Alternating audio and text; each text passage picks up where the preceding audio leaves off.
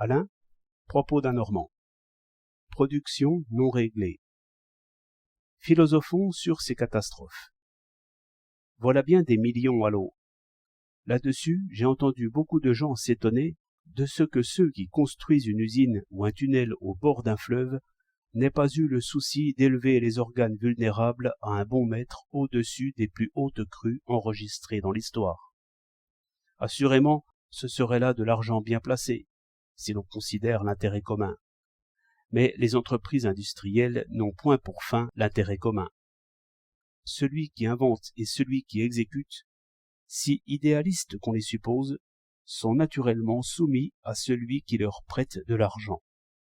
Avant de nourrir les capitaux, il faut d'abord ne pas les effrayer et leur montrer des profits qui ne soient pas loin dans l'avenir.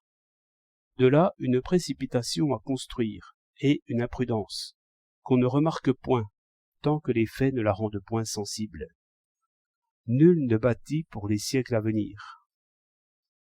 On peut même dire qu'un capitaliste qui prête de l'argent pour un métro ou quelque chose comme cela ne se voit pas lié pour toujours au succès de cette entreprise. Qu'est-ce qu'il veut avant tout?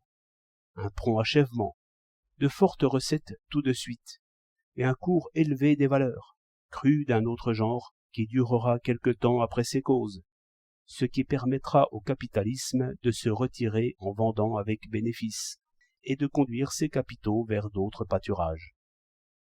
Allez donc, après cela, demander aux prêteurs 20 ou 30 millions de plus, afin de parer à des événements que l'on constate une fois en 50 ans.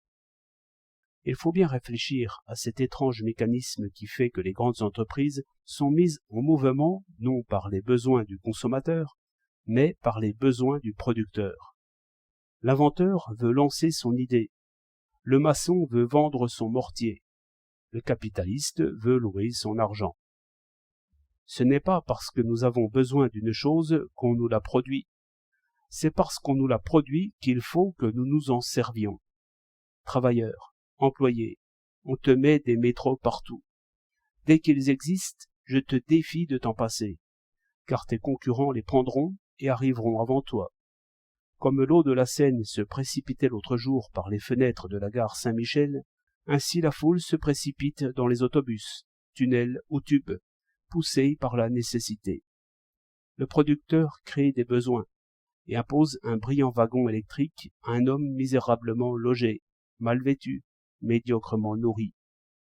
Ainsi, le luxe des riches conduit au luxe des pauvres, qui est encore un plus grand désordre. On va en métro pour 3 sous.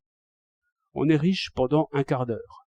Mais si tous ces travaux gigantesques avaient été employés à produire du blé ou à transporter des viandes, peut-être aurait-on un repas pour 3 sous. 27 janvier 1910.